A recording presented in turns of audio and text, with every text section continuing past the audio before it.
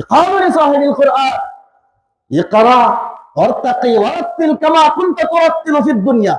আল্লাহ পাক রব্বুল আলামিন কিয়ামতের ময়দানে কোরআনের ধারক এবং বাহককে বলবেন, তুমি দুনিয়াতে যেমন ভাবে কোরআন তেলাওয়াত করতে, এমন ভাবে কোরআন তেলাওয়াত করো আর চলো। ইকরা, দেন রিড এন্ড ডিড, পড়ো এবং ওঠো।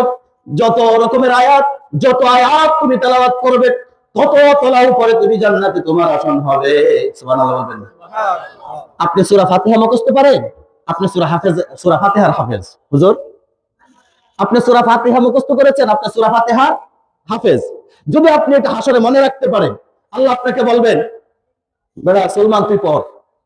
আপনি যদি আলহামদুলিল্লাহি রাব্বিল আলামিন আর রহমানির রহিম মালিকি ইয়াউমিদ্দিন ইয়্যাকা না'বুদু ওয়া ইয়্যাকা নাস্তাঈন ইহদিনাস সিরাতাল মুস্তাকিম সিরাতাল লাযীনা আন'আমতা আলাইহিম গায়রিল মাগদুবি আলাইহিম ওয়ালাদ-দাল্লিন। এই সাতটা আয়াত যখন আপনি পড়বেন, সাতটা তালা, 7 তলা বিল্ডিং এর মালিক আল্লাহ আপনাকে বানায় দিবেন। সুবহানাল্লাহ পড়ে। তাহলে যে ব্যক্তি পুরোপুরি কোরআনটাকে হেফজ করেছে, পুরোপুরি কোরআনটাকে যার সিনার মধ্যে ঢুকিয়েছে, তার মর্যাদা সম্পর্কে আল্লাহর রাসূল বললেন, ইকরা ওয়ারতাকি ওয়ারাত্তিল কামা কুনতা তুরাত্তিলু ফিদ দুনিয়া ফাইন্না মানজিলাকা ইনদা আখিরি আয়াতিন তাকরাউহা।